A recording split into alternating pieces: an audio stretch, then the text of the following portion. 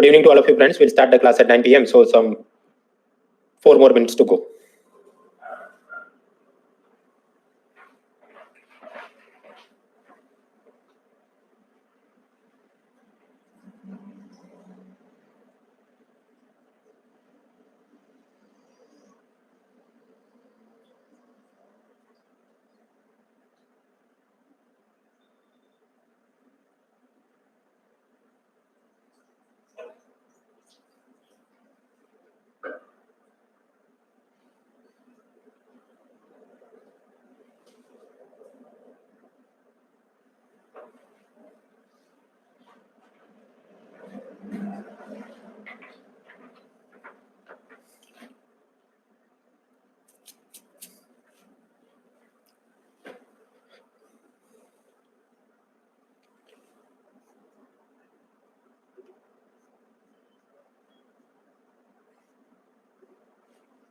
Two more minutes.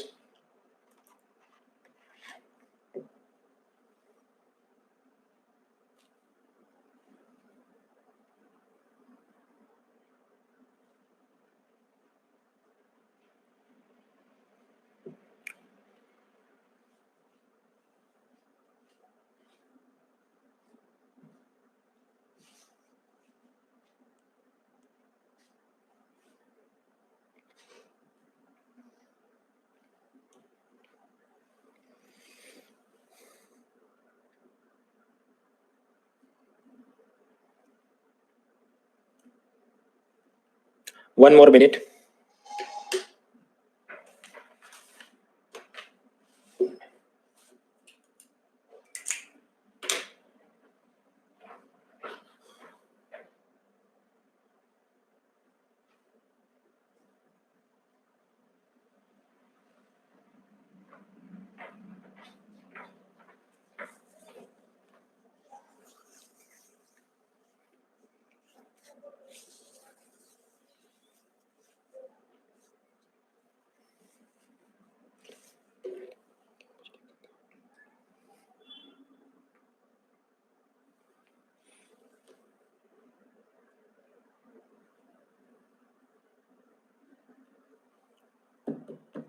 All right friends, so now it is 9 p.m. in my mobile and we'll start this class. My first question is, can you see me? Can you hear me? क्या आप मुझे देख सकते हैं, सुन सकते हैं?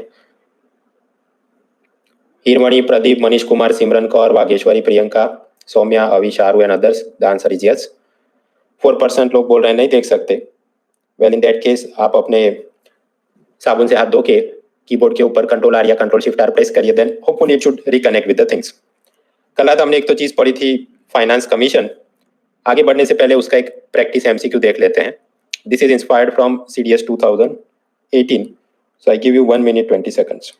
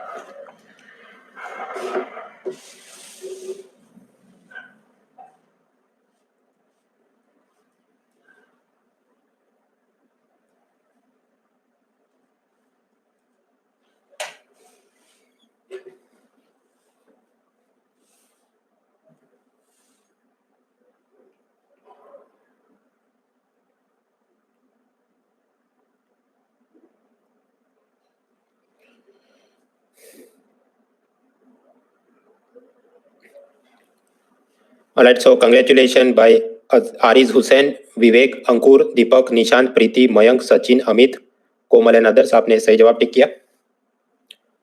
49% को लगा कि ये जवाब होना चाहिए, 11% को B, then C, 23% को लगा D जवाब होना चाहिए, 3% लोगों ने सोचा कि इसको स्किप करते हैं. So what is the question here?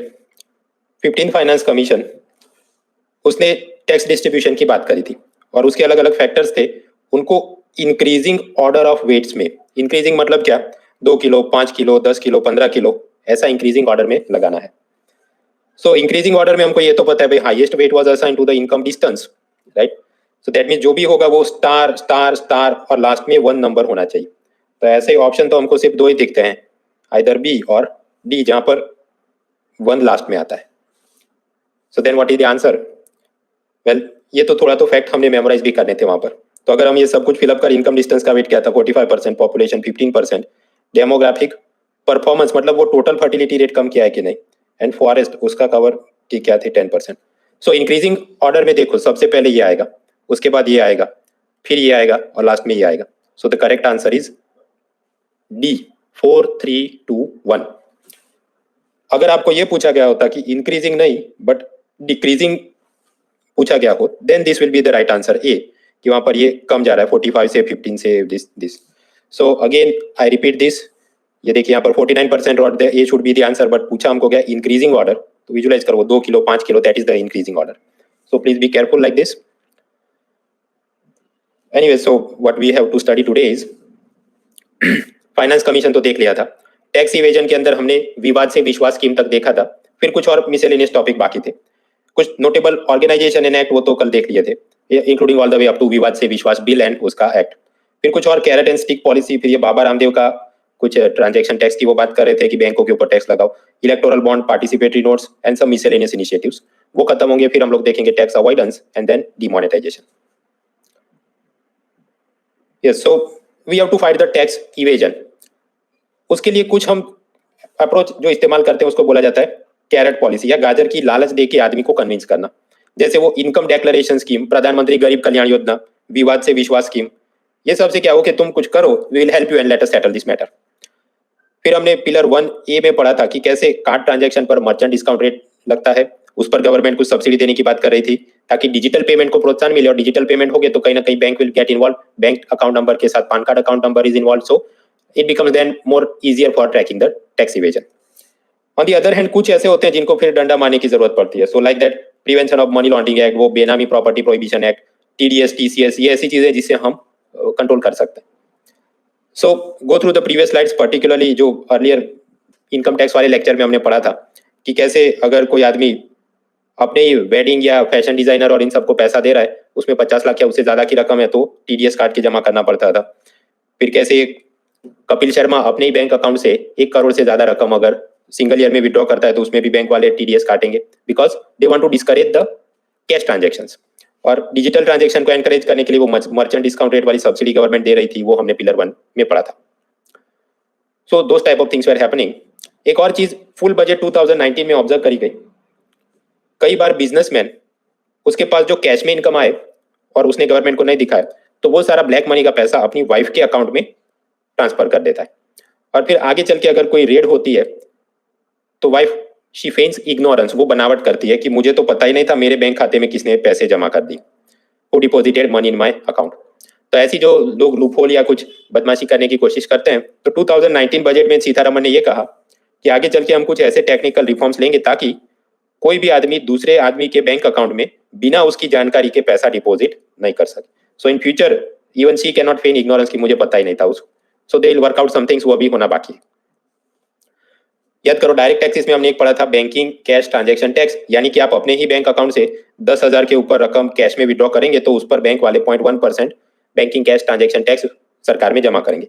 उसका प्राइमरी ऑब्जेक्टिव ये था डिस्करेज द कैश ट्रांजैक्शंस, और डेटा माइनिंग की मदद से कहां काम चल रहा है, they could find some tax evaders, and ultimately that particular thing was stopped in 2009। तो वो तो बात चली गई, बट आफ्टरवर्ड्स बाबा रामदेव ने ये कहा कि भारत के सभी डायरेक्ट टैक्स और सभी इनडायरेक्ट टैक्स को एबॉलिश कर दो, 2000 के ऊपर जितने कैश ट्रांजैक्शन हो उसको भी एबॉलिश या इलीगल कर दो, कोई भी कहे उस पर पेनल्टी लगेगी।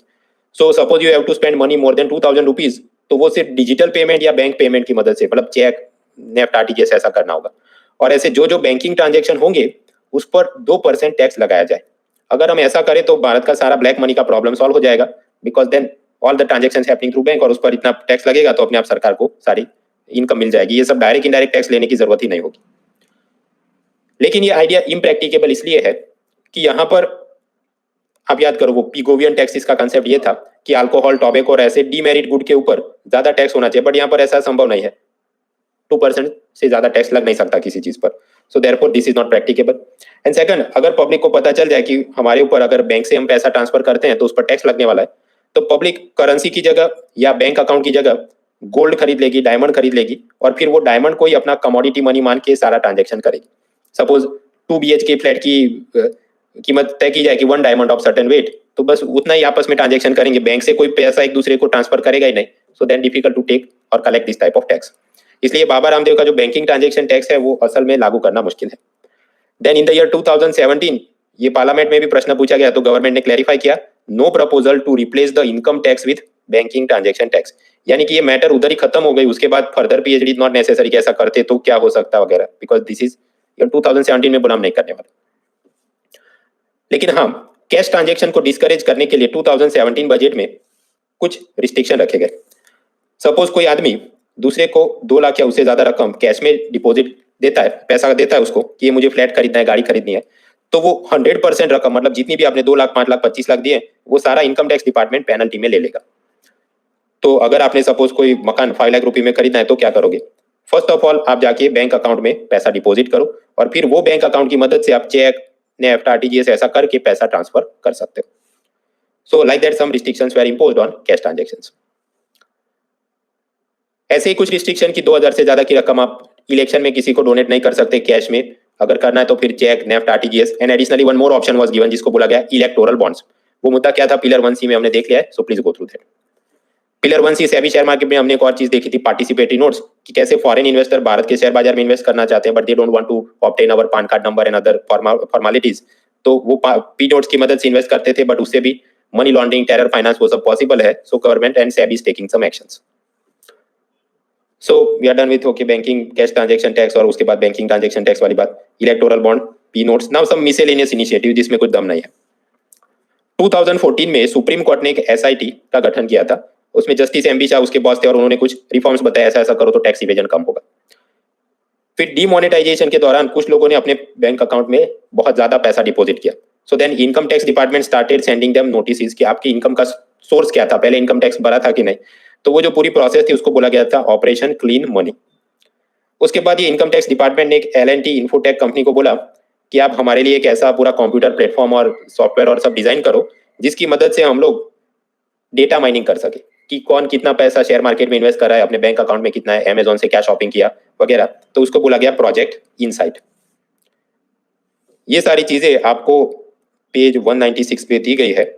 इसमें मैक्सिमम क्या हो सकता है MCQ में, 1 वर्ड एसोसिएशन टाइप का कुछ MCQ है, beyond that don't worry so much. लेकिन ये सब मैंने इसलिए दिया है क्योंकि मेंस में या ऐसे पेपर निबंध में पूछा जाए what has been done by government to control the black money, तो आपके पास मुद्दे होने चाहिए, ये कदम उठाए गए थे and then future this is happening. So therefore the points are given, otherwise don't worry so much कि इतना इतना सब कुछ प्रीलिम में याद करना है। So we are done with the tax evasion. उसके बाद नेक्स्ट टॉपिक है tax avoidance. So first of all will understand meaning, मतलब क्या है टैक्स अवॉइडेंस का, और फिर हम लोग 3 चीज देखते हैं, टैक्स हेवन क्या होता है, हवाला नेटवर्क क्या होता है, डबल टैक्सेशन अवॉइडेंस अग्रीमेंट क्या है, और ये राउंड ट्रिपिंग चीज क्या है। सो लास्ट लेक्चर कल रात हमने पढ़ा था टैक्स इवेजन, कि कैसे ये एक लेडी कोचिंग क्लास चलाती थी और बच्चों को बोलती थी तुम मुझे कैश में पेमेंट कर दो तो तुम्हें GST नहीं भरना होगा और मुझे इनकम टैक्स नहीं भरना होगा, और वो आमदनी को छिपा रहे थे। दे वर हाइडिंग द इनकम और transaction from the tax authorities. So that is called tax evasion and that is illegal, और पकड़े गए तो आपको पेनल्टी हो सकती है, जेल भी हो सकती है। But on the other hand tax avoidance is slightly different matter. Tax avoidance का मतलब ये है कि आमदनी को छिपाया नहीं जाता, they will not hide the income और ट्रांजैक्शन, खुलेआम करेंगे जो भी करेंगे, बट उस पर वो टैक्स नहीं पे करेंगे by using certain legal loop holes. कानून में कुछ खामियां हैं, उसका फायदा उठाकर वो लोग टैक्स नहीं भरेंगे। So as such it is not illegal in every case, क्योंकि कानून में अगर खामी and some person is benefiting from that तो उसको पेनल्टी लगाना मुश्किल है। बट हाँ, आप ये तो कह ही सकते हैं कि दैट इज अनएथिकल, ये अनएथिक तो है, आपने टैक्स भरना चाहिए। फॉर एग्जाम्पल इंडिया के अंदर कॉर्पोरेशन टैक्स के क्या स्लैब है, 15% से लेकर अगर 40% हो सकता है अगर फॉरेन कंपनी है तो। लेकिन उसके सामने मॉरिशस के अंदर कॉर्पोरेशन टैक्स क्या है, 0 to 3% only. So suppose Vijay Mallya Mauritius में जाकर एक शेल कंपनी बनाता है, shell company, post box company, letter box company. उसका मतलब यह है कि वो असल में कोई प्रोडक्शन नहीं कर रहा है, बट सिंपली एक फर्जी अकाउंट जैसा बना दिया गया है for the objective of tax evasion and tax avoidance. And then suppose उसने भारत में एक मूवी शूट करी हो और वो मूवी के सभी डिस्ट्रीब्यूशन राइट या उसके जो भी कोई सॉफ्टवेयर बनाया या कुछ उसने नया ड्रग मेडिसिन बनाया उसके इंटेलेक्चुअल प्रॉपर्टी राइट वो मॉरिशस की अपनी कंपनी को सिर्फ 10 रुपए में बेच दे, ताकि भारत में उसको क्या 10 रुपए का ही टैक्स भरना पड़े उसके ऊपर, whatever 15 to 40%। And then from Mauritius itself suppose उसने मूवी बनाई हो तो वो मिडल ईस्ट में फिर डिस्ट्रीब्यूट करेगा सभी थिएटर में, बट वो मॉरिशस की कंपनी के द्वारा करेगा। सो देन मिडल ईस्ट में भी भारत के बहुत लोग हैं तो फिल्म जाके देखेंगे और वो सारी इनकम मिडल ईस्ट से आएगी मॉरिशस में, और मॉरिशस में ये टैक्स कितना पे करेगा, हार्डली 0 to 3%। तो ये उसने क्या किया, कोई लूप होल निकाल के ही avoided everything. So this is an example of tax avoidance because he is not hiding anything. इधर तो उसने दिखा दिया मैंने 10 रुपए में बेचा और 10 रुपए का टैक्स भी भर दिया, but somewhere else he went and he did the things. अब प्रश्न पहले तो ये होता है कि मॉरिशस वाले ने हार्डली 0 to 3% कॉर्पोरेशन टैक्स क्यों रखा होगा, एटलीस्ट सम 15% तो रखना चाहिए। But Mauritius is an example of tax haven, यानी कर के लिए वो स्वर्ग है। It is a country that demands very little taxes from the foreigners, और साथ ही साथ उनके कानून में जानबूझ के वो बहुत सारे लूपहोल रखते हैं ताकि टैक्स अवॉइडेंस की सब अपॉर्चुनिटी मिले। जैसे मॉरिशस है, लैंकनस्टाइन है, Marshall Island, Cayman Island, Panama, ये सब लोग। Now you may start to wonder ऐसा ये क्यों करते होंगे। पाकिस्तान तो समझ में आता है कि वो आतंकवाद करेंगे, बट ये लोगों को क्या तकलीफ है, दे आर लाइक ओके यहाँ कुछ ना कुछ टूरिस्ट आके कुछ तो करते होंगे। बट द प्रॉब्लम इज ये सब country geographically they are very small, तो उनके कोई इकोनॉमी का वायबल स्ट्रक्चर नहीं कि थोड़ा एग्रीकल्चर, थोड़ा मैन्युफैक्चरिंग, थोड़ा सर्विस सेक्टर नहीं। एट मैक्सिमम ये वेकेशन सीजन में थोड़े टूरिस्ट आ गए वही, और वो भी कोरोना सीजन हो गया तो कोई नहीं आएगा। So therefore to attract the foreign investors वो ऐसी सब बदमाशियां करते हैं, they will offer very little, okay 0 to 3% दे दो। क्योंकि आप समझिए अगर 100 करोड़ का भी 3% निकालो दैट विल बी 3 करोड़। तब मार्शल आइलैंड जो कि हार्डली उत्तर प्रदेश के कोई डिस्ट्रिक्ट भी नहीं, उसकी तहसील से भी छोटी साइज का होगा, उसके लिए तो 3 करोड़ तो पूरी एंटायर बजट उसका ईयर का निकल जाएगा। So therefore they try to survive in this manner. ये पनामा और दूसरे बहुत सारे कंट्री ऐसा करते हैं। एनीवेज यूएसए के अंदर सब जर्नलिस्ट का एक नॉन प्रॉफिट ऑर्गेनाइजेशन है। उन्होंने ये काम किया कि पनामा की एक लीगल फॉर्म जो ऐसी सब नकलिया कंपनी बनाने में मदद करती थी, उसके किसी एम्प्लॉय को फोड़ के उसके पास से सब डॉक्यूमेंट हासिल कर दिए। ऐसा एक पैराडाइज पेपर्स, मॉरिशस पेपर, अलग अलग जगह से उन्होंने कुछ फाइलें हासिल करी, और वो सब इंक्रीमेंटिंग डॉक्यूमेंट से पता चलता है कि कुछ लोग टैक्स हेवन में जाके पैसा वहां से घुमा रहे थे। इवन अमिताभ बच्चन एंड ऐश्वर्या नायक का नाम भी, और बहुत सारे बड़े रसूखदार लोगों का, इवन प्रेसिडेंट पुतिन का नाम भी उसके अंदर है। So it shows that how notable people they engage in tax avoidance and evasion through tax havens. So that is one concept. Another concept is हवाला। Suppose अमेरिका में एक रहता आदमी, उसको इच्छा है कि उसने अपने फ्रेंड विजय माल्या को पैसा इंडिया में भेजना है। So he will go to a हवाला एजेंट और बोलेगा ये लो $1,000 और इसको इंडिया में ये वाले आदमी को इतने पैसा भेजना है। सो प्रोपोर्शनली जो भी 70,000 रुपया जो कन्वर्ट करना है दे देना, और बीच में उसको कमीशन मिलेगा। फिर ये हवाला एजेंट नंबर ए वो इंडिया में रहते हवाला एजेंट नंबर बी को कॉल करेगा या कोई रसीद भेज देगा कि ये वाले भाई साहब है, उसको आपने इतनी इक्विवेलेंट करेंसी इंडियन रुपी में ये एड्रेस पर पहुंचा देना। ये हवाला सिस्टम है। हवाला is an example of illegal money transfer, क्योंकि ये ऐसे लोग हैं जिन्होंने आरबीआई या यूएस फेडरल रिजर्व या किसी से परमिशन ऑथराइजेशन नहीं लिया, ये तो सिंपली इलीगली सब ट्रांसफर कर रहे हैं। यहाँ एक एजेंट को पैसा दिया जाता है, वो अपने एसोसिएट को दूसरे कंट्री में फोन करके या कुछ करके बता देता है कि रेसिपिएंट को दे देना, और बीच में उनका कमीशन होता है। ये इलीगल इसलिए क्योंकि बैंक अकाउंट से पैसा ट्रांसफर करते तो पैन कार्ड नंबर और इनकम टैक्स डिपार्टमेंट वॉच रख सकता है, ये तो सीधा ही सीधा हवा में चल रहा है। So money laundering, terror finance, tax evasion, ये सब हो सकता है। Therefore prevention of money laundering act, FEMA act, enforcement directorate, वो सब इसको गैर कानूनी बताते हैं और एक्शन लेते हैं। But at the same time we also find that Bharat के बहुत सारे वर्कर जो मिडिल ईस्ट में रहते हैं वो हवाला के द्वारा अपना पैसा भारत में पहुंचाते हैं बिकॉज ऑफ 2 रीजन। पहला कि ये हवाला एजेंट कमीशन कम चार्ज करते हैं compare to whatever other bank charges are involve, और दूसरा कि बहुत ऐसे गरीब जिलों में रहते हैं जहां पर बैंक का नेटवर्क ही नहीं है, बट हवाला एजेंट एकदम छोटे से छोटा विलेज भी होगा तो खुद से जाके पहुंचा देता है पैसा। एनीवे सो दैट इज हवाला। Now the third topic is round tripping. ये समझते हैं। आप डायरेक्ट टैक्सेस याद करो। अगर आपने कोई शेयर्स खरीदे, कोई प्रॉपर्टी खरीदी और फिर अगर आप उसको प्रॉफिट पर बेचते तो वो प्रॉफिट पर एक डायरेक्ट टैक्स लगता है जिसका नाम था कैपिटल गेन्स टैक्स यानी CGT, and depending on the asset and particular transaction वो 10 to 20% हो सकता है। So that is capital gains tax. ये 1980s में इंदिरा गांधी, राजीव गांधी के टाइम में भारत सरकार ने मॉरिशस के साथ एक डबल टैक्सेशन अवॉइडेंस एग्रीमेंट यानी DTAA साइन किया। उसके अंदर ये कहा गया कि मॉरिशस का कोई आदमी भारत में इन्वेस्टमेंट करता है और उसको प्रॉफिट होता है तो उस केस में इंडिया का टैक्स डिपार्टमेंट उससे पैसा नहीं मांगेगा, only Mauritius government will demand tax from him, India will not ask for tax. And reverse is also true कि भारत का कोई आदमी मुकेश अंबानी मॉरिशस के अंदर कोई प्रॉफिट कमाता है, वो अपनी जियो कंपनी उधर कोई भी सेल सर्विस प्रोवाइड करता है, तो उस पर मॉरिशस गवर्नमेंट कोई टैक्स नहीं लगाएगी, सिर्फ इंडिया का टैक्स अथॉरिटीज उससे टैक्स मांग सकते हैं। सो that is called double taxation avoidance agreement. So now what is the problem here? Again Bharat के अंदर suppose capital gains tax 10 to 20% है, मॉरिशस में तो वो भी 0 to 3% है। तो अब विजय माल्या ये कर सकता है कि वो सबसे पहले जाकर मॉरिशस में कोई शेल कंपनी शुरू कर दे। शेल कंपनी मतलब असल में बिजनेस नहीं करना, उसने सिर्फ दिखावा करने के लिए एक कंपनी बना दी, और फिर वहां पर वो पैसा ट्रांसफर कर देगा हवाला माध्यम के द्वारा, hawala which we learn few slides ago. And then वो मॉरिशस में बैठे अपने जो भी एम्प्लॉइज है उसको बोल देगा कि ये सब पैसा जो मैंने आपको हवाला से भिजवाया उसको आप वापस भारत के अंदर इन्वेस्ट कर दो, जो भी मैं प्रॉपर्टी बोलूँ शेयर बोलूँ उसमें इन्वेस्ट कर देना, और फिर वो वही प्रॉपर्टी को प्रॉफिट पर बेचेगा। तो ऑन पेपर क्या दिखेगा कि मॉरिशस की कंपनी ने प्रॉफिट कमाया है। अगर मॉरिशस की प्रॉफिट ने कमाया है तो उस पर इंडियन गवर्नमेंट टैक्स नहीं मांग सकती, उस पर सिर्फ मॉरिशस सरकार, और वो भी 0 to 3% टैक्स मांगती है। So again this is an example of what, Bharat का ही पैसा क्या किया, मॉरिशस भेजा और मॉरिशस की मदद से वापस भारत में री इन्वेस्ट किया ताकि टैक्स में हम लोग बच सके। So this is an example of round tripping.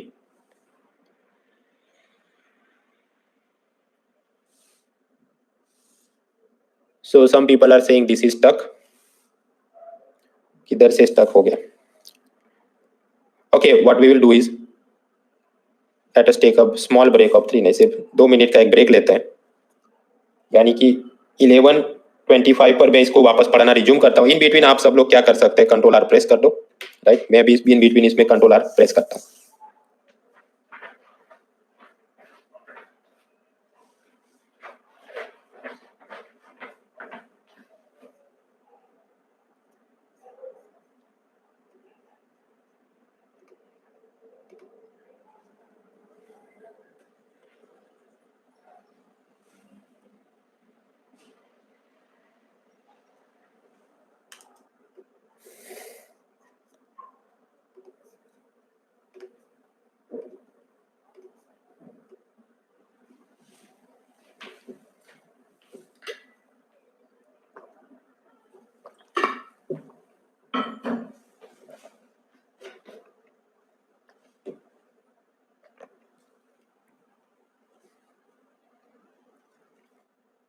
Right, so Mean I will take a very quick poll.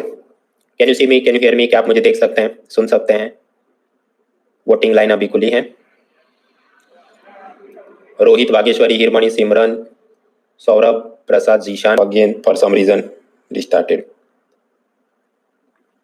Okay, so is it working? Roohi and Tapaswini and others. Okay, so fine. अगर कुछ problem आ रहा है then you can press Control R or Control Shift R. So quickly what I was saying is this.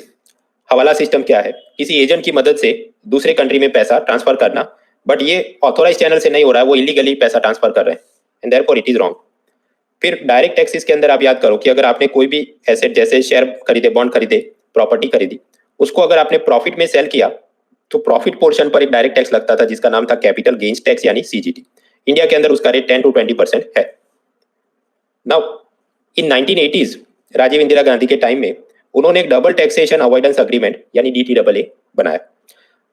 Mauritius के साथ ये sign किया गया कि अगर मॉरिशस का कोई व्यक्ति इंडिया में इन्वेस्ट करता है और उसको प्रॉफिट होता है, उस पर सिर्फ और सिर्फ मॉरिशस गवर्नमेंट टैक्स मांगेगी, इंडिया की गवर्नमेंट टैक्स नहीं मांगेगी। और उसका रिवर्स भी करेक्ट है, यानी कि अगर मुकेश अंबानी मॉरिशस में अपनी जियो सर्विस सेल करके प्रॉफिट कमाते हैं तो उस पर मॉरिशस गवर्नमेंट टैक्स नहीं मांगेगी, सिर्फ इंडियन गवर्नमेंट टैक्स मांगेगी। So this is double taxation avoidance agreement. यहाँ पर बदमाशी क्या अपॉर्चुनिटी क्यों मिलती है? बिकॉज इंडिया के अंदर कैपिटल गेन्स टैक्स के रेट होते हैं 10 to 20%, वेयर मॉरिशस में वो भी 0 to 3% है। तो फर्स्ट विजय माल्या क्या करेगा, हवाला के मार्फत पैसा मॉरिशस भिजवा देगा, और मॉरिशस में उसने कोई शेल कंपनी बनाई होगी। शेल कंपनी मतलब असल में कोई एक्चुअल बिजनेस करने के लिए, गुड सर्विस का प्रोडक्शन करने के लिए नहीं, सिंपली 1 रूम और एक रिसेप्शनिस्ट बिठाकर उसने कंपनी बना दी for the purpose of this money laundering, tax evasion, tax avoidance. और फिर इंडिया से वो फोन करके इसको बोलेगा कि मैं बताऊं वो कंपनी के आप शेयर खरीद लो या प्रॉपर्टी में इन्वेस्ट कर दो, और मैं जब बताऊं आप उसको सेल कर देना तो आपको मिलेगा प्रॉफिट। लेकिन ये प्रॉफिट पर Indian government Ajay Devgan can not demand taxes, इस पर सिर्फ और सिर्फ मॉरिशस गवर्नमेंट टैक्स डिमांड करेगी क्योंकि ये पैसा मॉरिशस से आया है। एंड देन मॉरिशस में तो hardly 0 to 3% capital gains tax है, तो इसने भारत में नहीं करके इनडायरेक्टली पैसा लाया तो टैक्स कम भरना पड़ा। सो this is an example of round tripping. Round tripping मतलब भारत का ही पैसा पहले बाहर भेजो और बाहर से वापस री इन्वेस्ट करो ताकि ये जो टैक्स के अंदर अलग अलग रेट चल रहे हैं उसकी मदद से आप बच सको। And then Vijay Mallya like कुछ नहीं उखाड़ सकते मेरा, ये तो कानून में ही लूप होल है, because double taxation avoidance agreement में लिखा है if investment coming from Mauritius then Indian government can not demand taxes. And over the years 1980 से लेके all the way up to 2016 economic surveys ने भी ऑब्जर्व किया कि करोड़ों रुपया भारत में आया है थ्रू मॉरिशस एंड सिंगापुर। अब वैसे तो ये छोटे छोटे डिस्ट्रिक्ट साइज के कंट्री हैं, तो इतने करोड़ों रुपए कैसे आ सकते हैं? दैट मीन्स ये इंडियन पब्लिक का ही पैसा है, बट वो पहले हवाला से उधर भेजते हैं, फिर वो उससे इधर वापस इन्वेस्ट करते हैं ताकि वो इन्वेस्टमेंट पे जो प्रॉफिट हो तो कैपिटल गेन्स टैक्स कम पे करना पड़े। सो देन इन 2016 मोदी गवर्नमेंट ने ये डबल टैक्सेशन अवॉइडेंस अग्रीमेंट जो हमने मॉरिशस के साथ साइन किए थे, सिंगापुर और कुछ और देशों के साथ, हर जगह पर हमने कुछ चेंजेस किए हैं कि अब से अगर मॉरिशस की पार्टी भी भारत में उसको प्रॉफिट होता है तो उसमें इंडिया के सिलेक्टेड टैक्सेस लगेंगे, so that to discourage this type of activity, to discourage round tripping. So on page 197 write the full form double taxation avoidance agreement और उसकी मदद से कैसे ये राउंड ट्रिपिंग हो रहा था।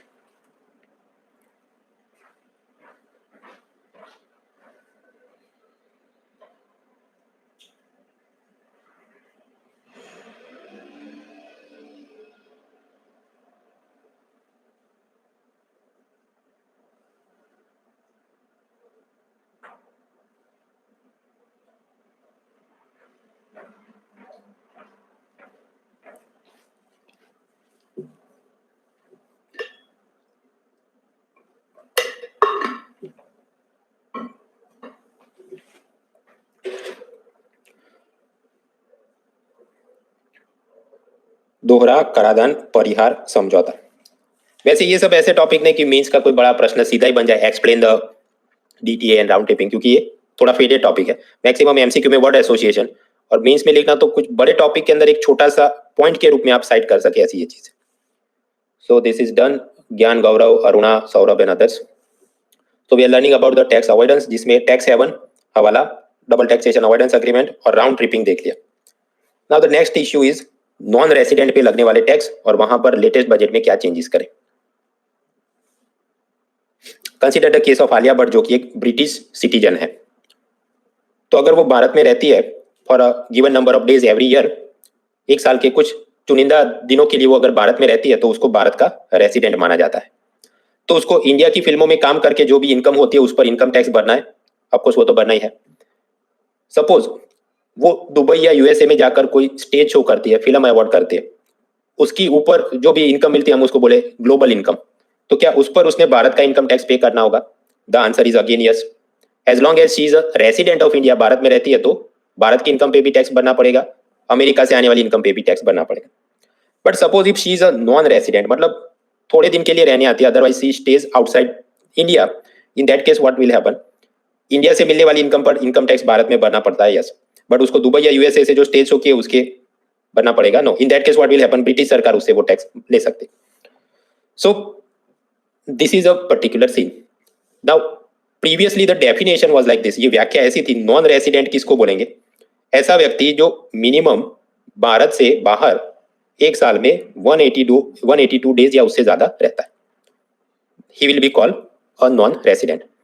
तो suppose Alia Bhatt is staying outside India for 182 days और more in a given year, तो उसका मतलब कि वो जाके फिर दुबई में स्टेज शो करे या अमेरिका में स्टेज शो करे, उसमें से उसको जितने डॉलर कमाए होंगे उस पर she will not have to pay income tax in India because she is a non resident. So this was the system so far. अभी लेटेस्ट बजट 2020 में ये बोला गया कि ये डेफिनेशन को ही चेंज कर देंगे, अब से 182 डेज नहीं, अब से 246 डेज।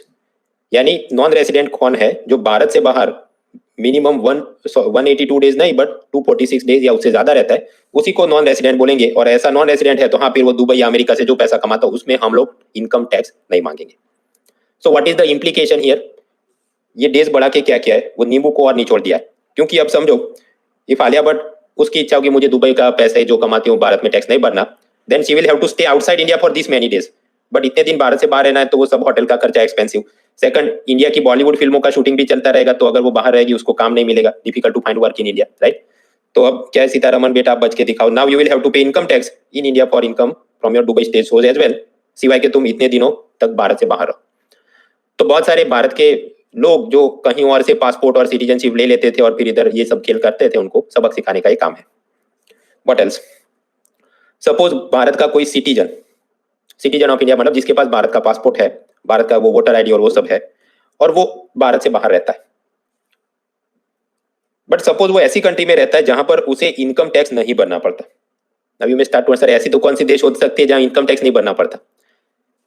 मित्रों, यूनाइटेड अरब अमीरात, बहरीन, ये कुछ ऐसे देश है जहां पर बोला गया है कि फॉरेन इन्वेस्टर्स को अट्रैक्ट करने के लिए वो ये बोलते हैं कि आप फॉरेन इन्वेस्टर हैं या फॉरेन सिटीजन हैं, तो yes you come and stay in UAE, और आपने यहाँ कोई इनकम टैक्स नहीं भरना, but you do some business here.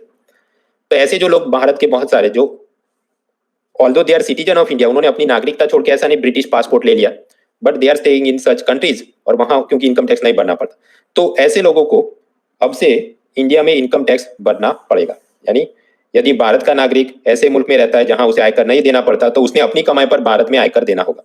Of course ये जरा प्रॉब्लमेटिक है। सपोज कोई इंडिया का आदमी वो काम करने के लिए इधर गया है, and yet now government suddenly से कि ईमानदारी से भी गए थे तो भी तुम बदमाशी और तुमने सब टैक्स यहाँ भरना पड़ेगा, तो कौन सी टाइप की इनकम पर टैक्स भरना पड़ेगा? यूरोप से आने वाली पर इधर भी भरना पड़ेगा या क्या?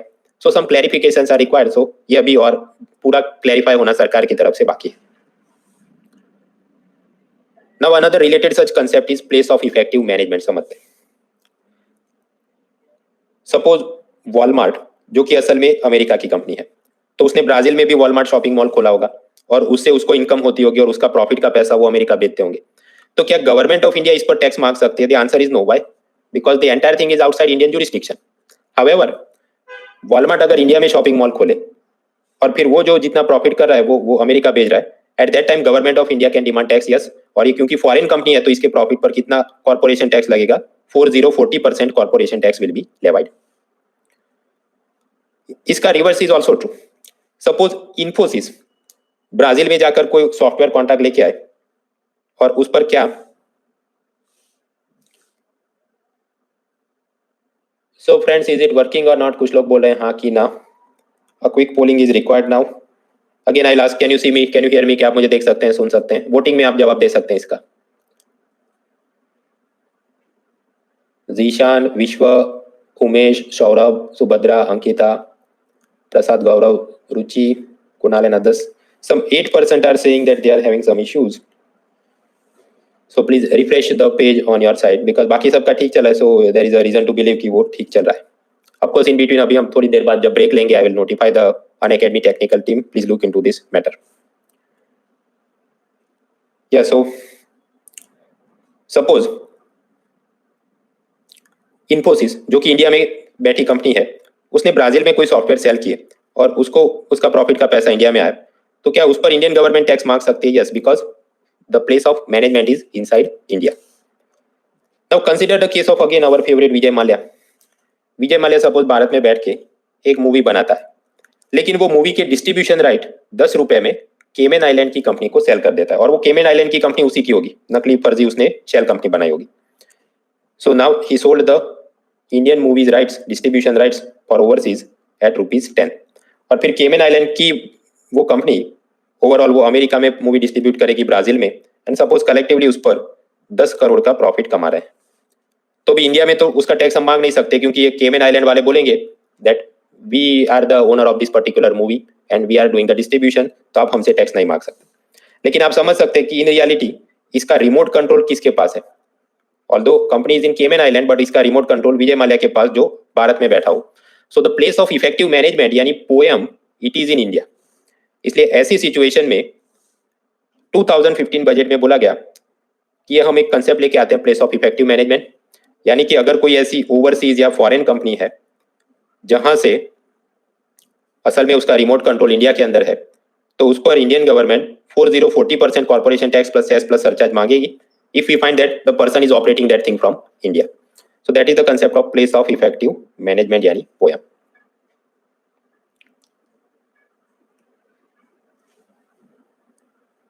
So friends, that was POEM. Now what we will do here is let us take a break for 6 minutes in between आप भी पेज रिफ्रेश करिए, मैं भी करता हूँ, और फिर वापस अगर जरूरत पड़ी इसको देख लेते हैं। Then I also notify the Unacademy team कि ये क्या प्रॉब्लम आ रही है।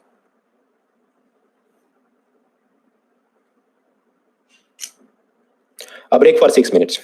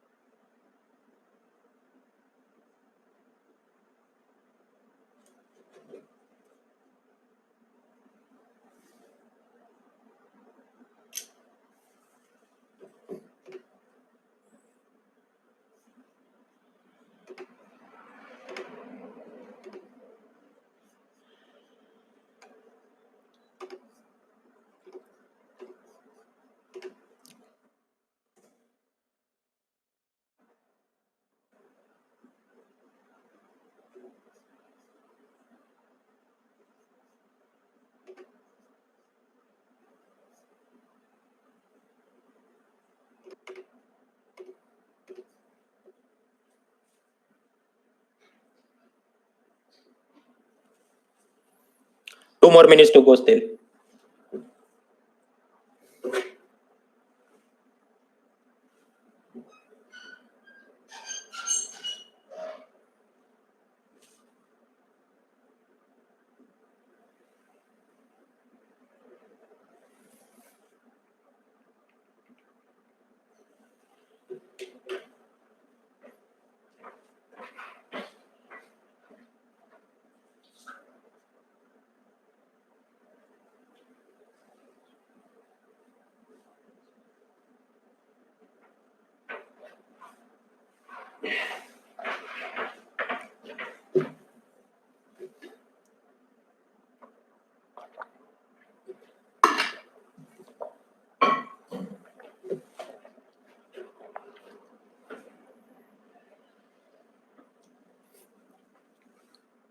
10 more seconds.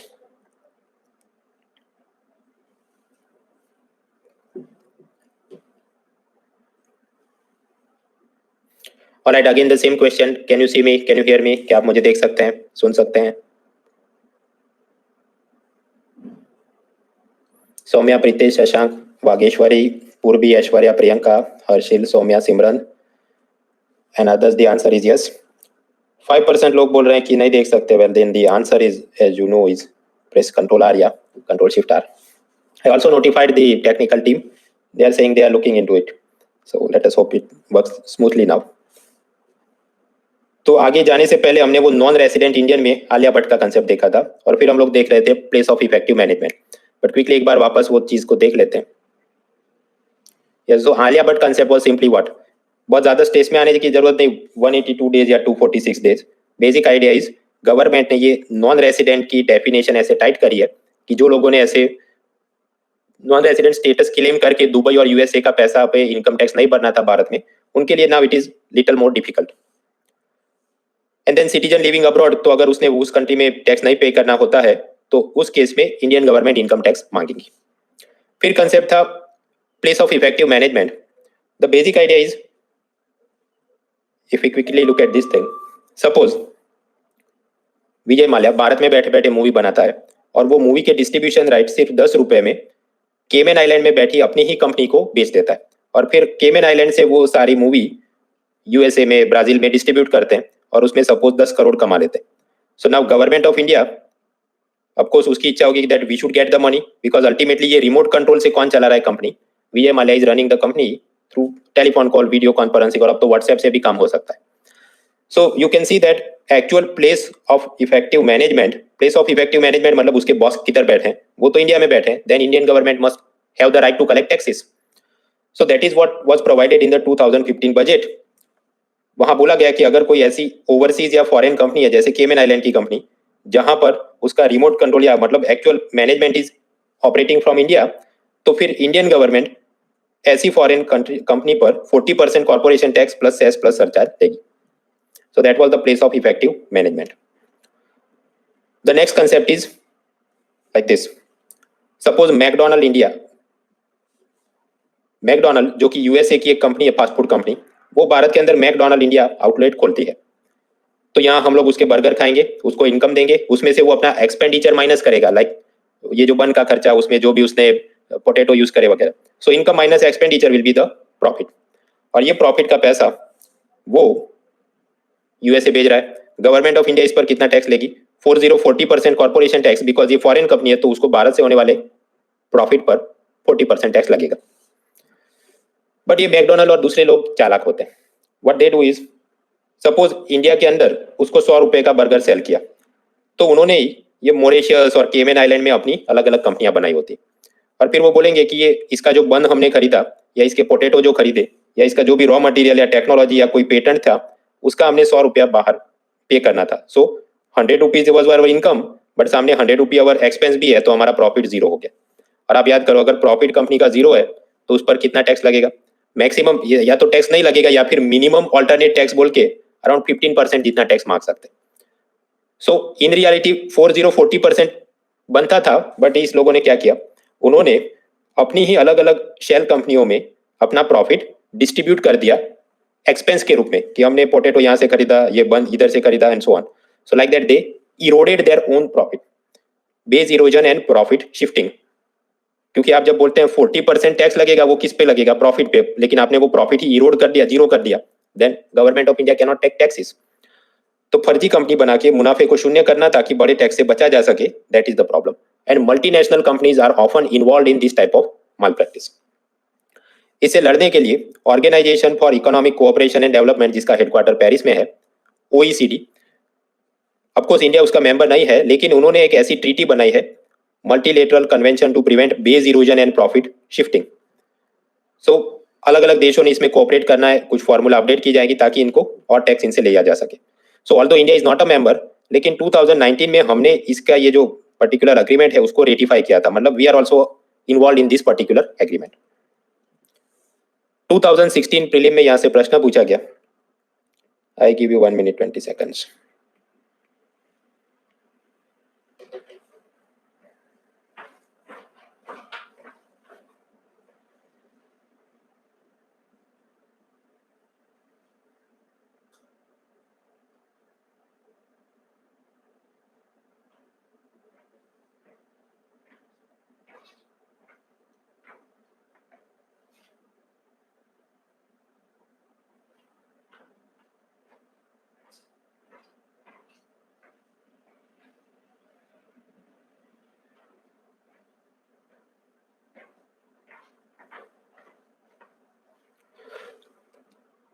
तन्वी, अजयंका, सीमा, कीर्ति, अभिषेक, मोसेब, सचिन कुमार, विशाल, सुमित, संदीप, मयंक, विकास, अंशु, ऋत्विक, वागेश्वरी, सनम, प्रतिमा, विश्वा, संध्या कुमारी, केशव, गौरव, उत्कर्ष, योगी, पूनम, शारू, ऋषु, अंकुर, अमित, जिज्ञासा, उमेश, मधु, महेश, ममता, वसीम, शिवम, ब्रिगु पाठक, राहुल एंड ऑल्सो ये सब ने सही टिक किया। एडिशनली प्रीति, आरिज, सचिन, मयंक, मंदर, दीपक, अंकुर, सिमरनजीत, कोमल, नितिन। अब तक 2 एमसीक्यू देखे, इन सबके 2-2 करेक्ट हुए। तो the question base erosion and profit shifting sometime in seen in news, वो किस कंटेक्स्ट में है? वो इस कंटेक्स्ट में है कि मैकडोनल्ड वाले अपनी ये सब नकली कंपनियां बनाकर प्रॉफिट को शिफ्ट कर देते थे ताकि इंडिया में टैक्स नहीं भरना पड़े। सो सिंपली ऑब्जर्व, बीईपीएस के सामने mining operation by multinational company in the backward area वो सेट नहीं हो रहा है। एक्सप्लॉइटेशन ऑफ जेनेटिक रिसोर्सेज वो तो कतई सेट नहीं हो रहा है। Temptation for consideration of environmental cost in project implementation ये भी सेट नहीं हो रहा है। So then what is it? Curbing of the tax evasion by the multinational companies. Of course वो असल में टैक्स इवेजन नहीं है, वो ट्रांजेक्शन को हाइड नहीं कर रहे, वो टैक्स को अवॉइड कर रहे हैं ये बोल के कि वो तो इधर हमारा एक्सपेंडिचर था। बट वो सब बाकी खाल खींचने का मतलब नहीं कि whether it is tax evasion और अवॉइडेंस, क्योंकि हमारे पास बाकी सब option, all the other options are wrong, blatantly wrong, and therefore what is left should be the answer. So B is the answer. अब यहाँ पर भी असल में वो बीईपीएस की मदद से कैसे टैक्स इवेड करते होंगे, कैसे अवॉइड करते होंगे, how to calculate the percentage, वो पूरी टेक्निकल डिटेल में हमको जाने की जरूरत नहीं। वो आप इंडियन रेवेन्यू सर्विस में सिलेक्ट हो गए, आपको ट्रेनिंग में सिखाएंगे। For our purpose basic word association is sufficient. So on page 198 एक तो प्लेस ऑफ इफेक्टिव मैनेजमेंट और दूसरा base erosion and profit shifting.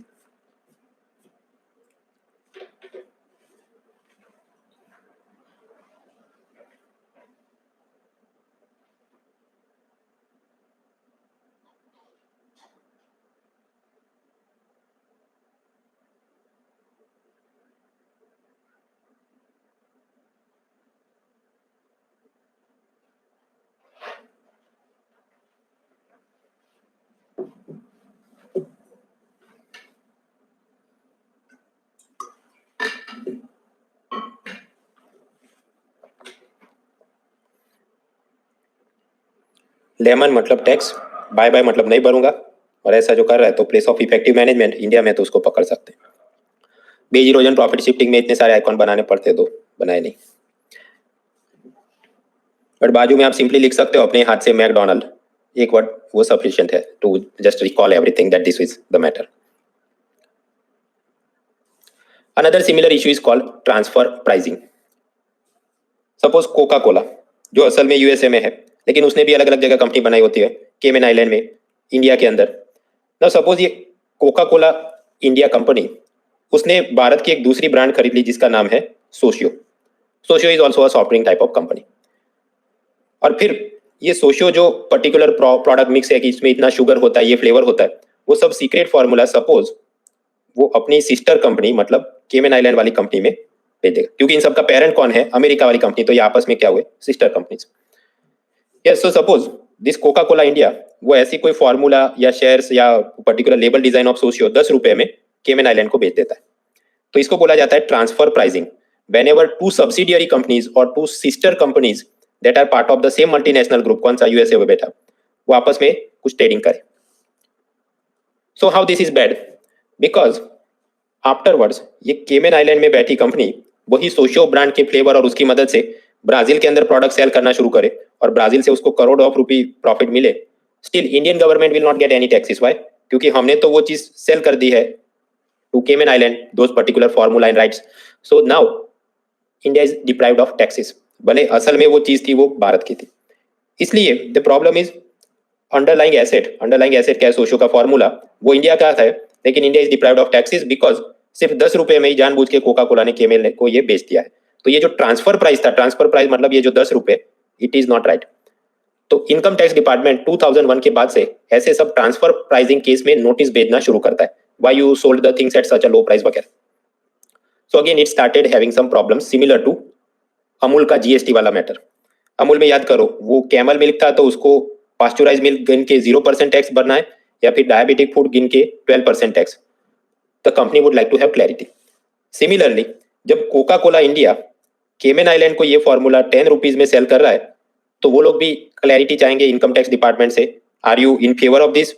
हाँ बोलो, ताकि बाद में फिर नोटिस नहीं भेजना। So for this purpose income tax act के अंदर भी authority for advance ruling basically. बेसिकली एक ऐसी जुडिशियल टाइप की बॉडी जहां पर कोका कोला ये ट्रांसफर करने से पहले क्वेश्चन पूछेगा, इज दिस ओके। सपोज ये अथॉरिटी फॉर एडवांस रूलिंग वो बोल दे यस या बोल दे नो, 10 रुपीज नहीं, ये 100 रुपी होना चाहिए। So what ever is given वो हो गया एडवांस ट्रांसफर प्राइसिंग एग्रीमेंट।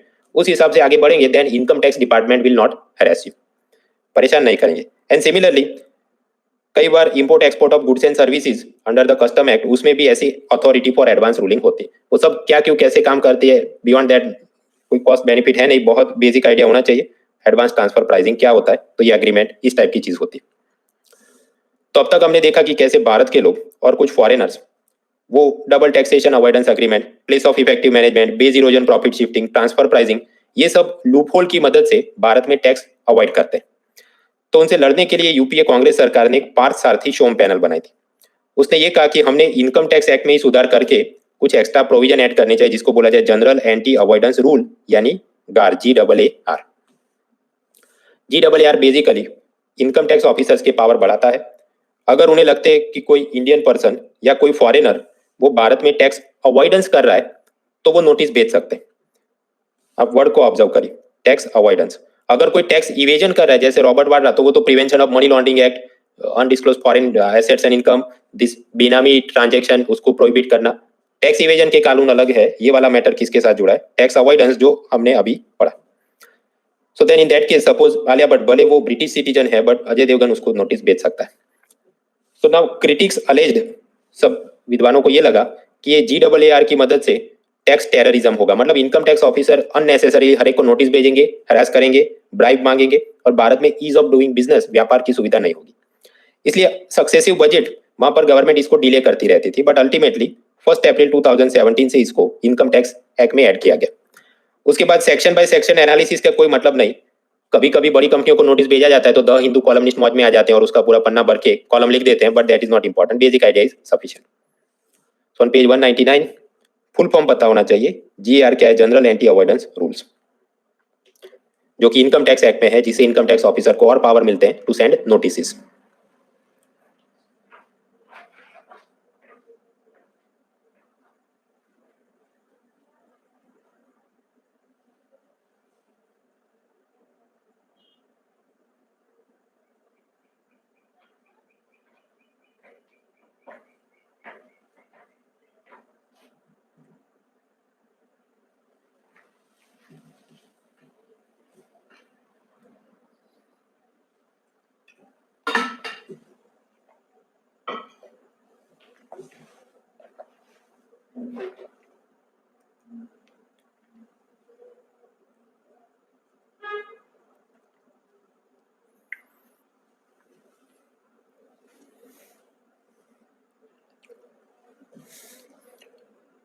सो लेमन मतलब टैक्स, बाय बाय मतलब नहीं भरूंगा, अवॉइड करूंगा, ऐसा आदमी, और उसके बाहर बैठा है income tax officer, and he got this power to use the magnifying glass under general anti avoidance rules.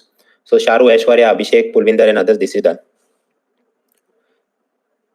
GAAR का कर परिवर्जन रोधी व्यापक नियम, बट वैसे सीधा ही आप लिख दे गार अधिनियम और फिर ब्रैकेट में लिख दो GAAR, तो भी कोई गलत नहीं है। सो इन मेंस एग्जाम ऐसा नहीं कि ये सब कुछ अष्टम पष्टम याद करके जाना है। Don't live in so much excessive fear, क्योंकि अगर आप ऐसा लिखे कर वर्जन दिस, तो वो तो शायद एग्जामिनर को भी नहीं पता क्या है। तो better use simply write okay गार की बात हो रही। एंड इनफैक्ट अगर ये भी लिखो तो भी ब्रैकेट में एडवाइजेबल है कि गार लिखो, ताकि उसको पता चले आप गार की बात कर रहे हैं। So we are done with GAAR. Second is angel tax. Angel tax क्या है, अब याद करो, पिलर 1C में हमने पढ़ा था कि स्टार्टअप कंपनियों को मदद करने के लिए कुछ प्रोफेशनल फर्म होती है जिसको हम बोलते हैं वेंचर कैपिटल फंड, और ये रतन टाटा जैसे कुछ रिच पीपल भी होते हैं जिनको बोला जाता है एंजल इन्वेस्टर, कि out of their hobby passion they help the startup companies.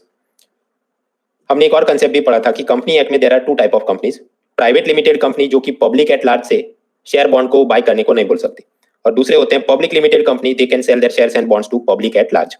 उसमें भी कुछ कंपनियां ऐसी है जिनके shares Bombay stock exchange, national stock exchange कहीं पर लिस्ट है तो हम बोलते थे लिस्टेड कंपनी है, और कुछ ऐसी है जो पब्लिक लिमिटेड कंपनी है बट अभी तक उन्होंने अपने शेयर्स मार्केट में लिस्ट नहीं किए, जैसे India post payment bank. So okay, listed भी हो सकते हैं, अनलिस्टेड भी, बट ये दोनों ही पब्लिक लिमिटेड कंपनी। मतलब क्या है, they can invite the public at large to invest in their shares and bonds.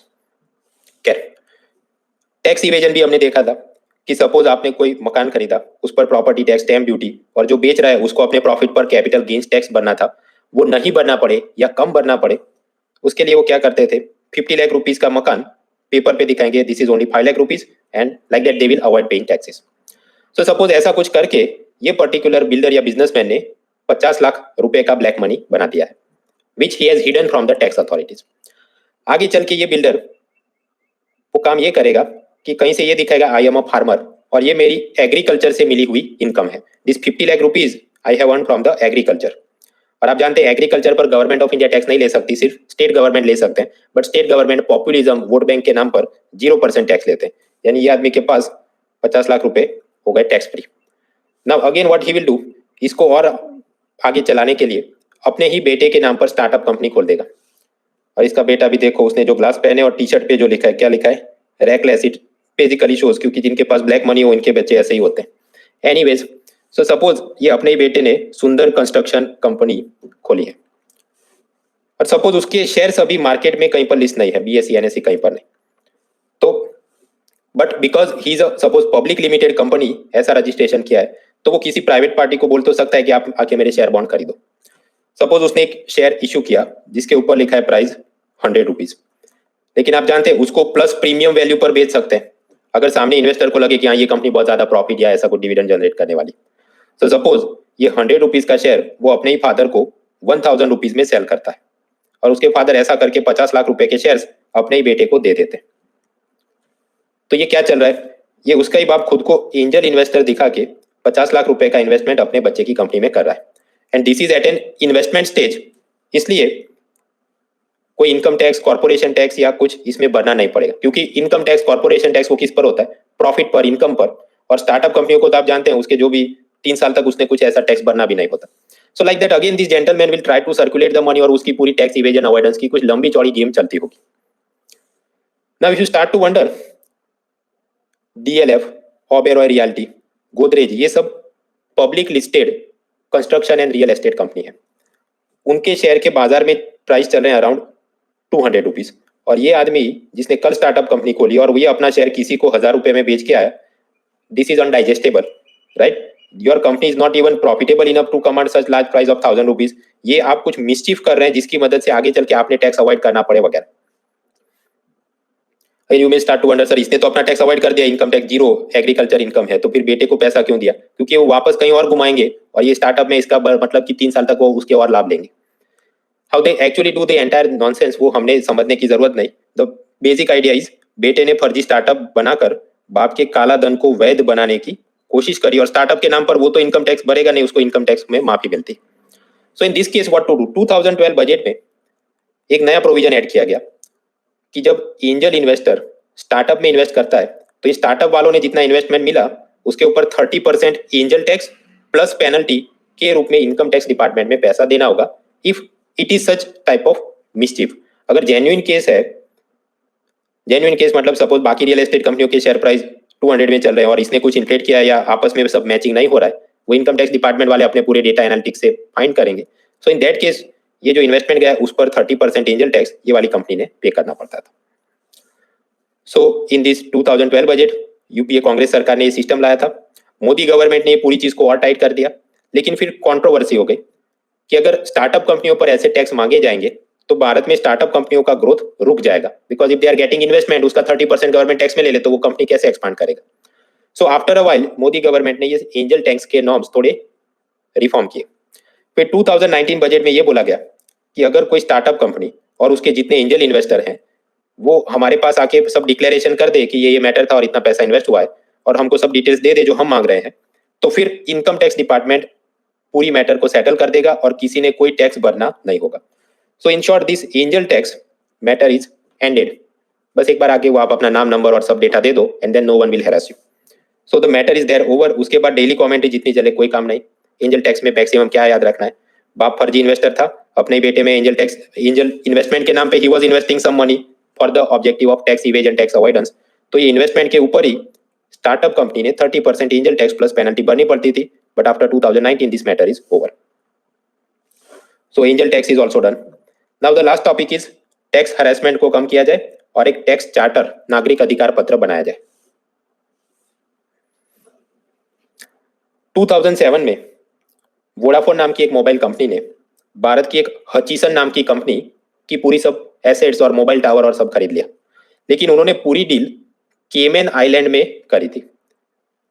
वो कैसे करी थी वो पूरा काम की चीज नहीं, बट आप समझ सकते हैं केमन आइलैंड में क्यों करते होंगे, टू अवॉइड टैक्सेस।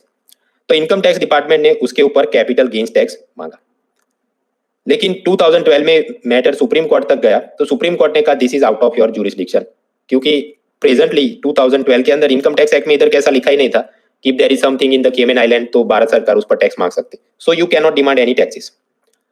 अब ये हुआ तो गवर्नमेंट को पता चला अपनी इनकम टैक्स एक्ट के अंदर ये लूप होल है and we have to fix it. तो हम क्या करें, उन्होंने एक्ट को अमेंड किया और ऐसा लिख दिया कि 1961 से लेके अब तक जिन जिन लोगों ने भारत के बाहर जो भी ट्रेड किया होगा और उसमें भारत को टैक्स लेना बनता है तो हम लोग लेंगे, जिसको बोला जाता है रेट्रोस्पेक्टिव इफेक्ट, पुरानी तारीख से कानून लागू करना। Now this is not a very good thing because suppose Manmohan Singh सरकार ऐसा बोले जिसने भी मोबाइल फोन चोरी करी प्रेजेंट में, फ्यूचर में या इवन पास्ट में 1947 से लेके अब तक जिसने मोबाइल चोरी करी है सबको फांसी पे लटका देंगे, डेथ पेनल्टी फॉर एवरीवन। तो ये क्या हुआ, रेट्रोस्पेक्टिव टाइप का कानून हुआ कि पुरानी तारीख में भी चोरी करी होगी तो पुराने लोगों को भी फांसी मिलेगी।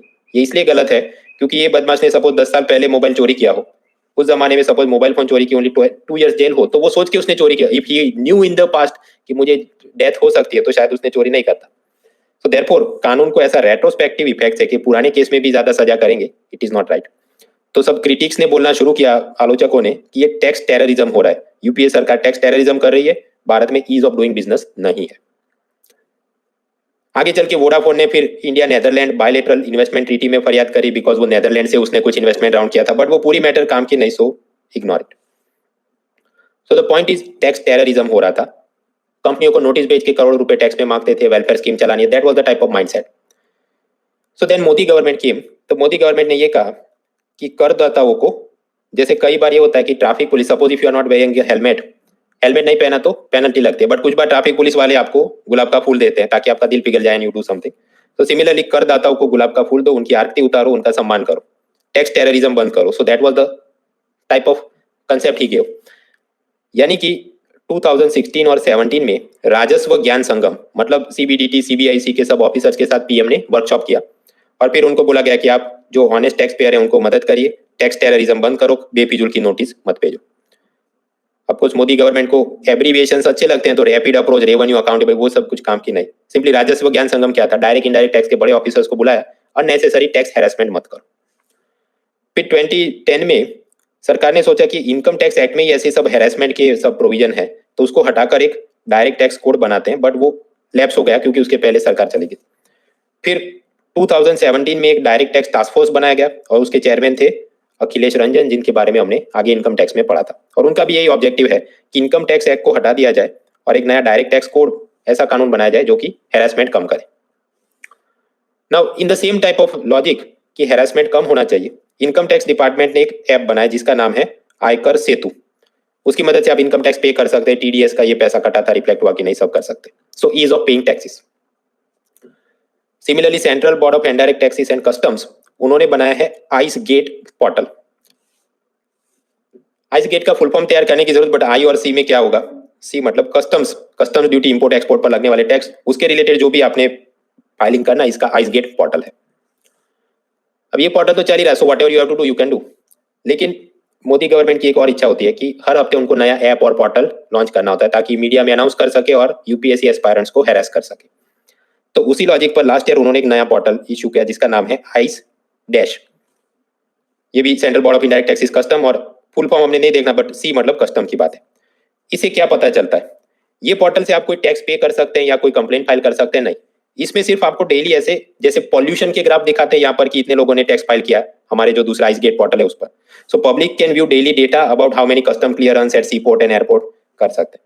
बट क्या हमको ये कोई इंटरेस्टिंग चीज है as if like this is some air pollution quality index की देखना है?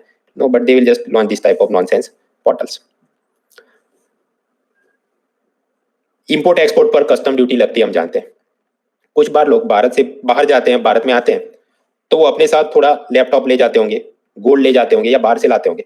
सो sometimes you have to file some declaration forms कि मैं खरीदी करके नहीं गया, ये तो मेरा अपना ही लैपटॉप में लेके आ रहा हूँ, या ये तो जो गोल्ड ज्वेलरी में इधर से लेके गया था वापस, so don't ask for custom duty again, ये तो मेरा ही सामान है। So for doing that you have to file certain forms, जिसको बोला जाता है कस्टम डेक्लेरेशन फॉर्म. यूजुअली पहले ये था पेन एंड पेपर मोड में, आपने एयरपोर्ट पे खड़े खड़े ये फॉर्म फिलअप करने पड़ते थे, तो बहुत सारे उसमें टाइम वेस्ट होगा आपका.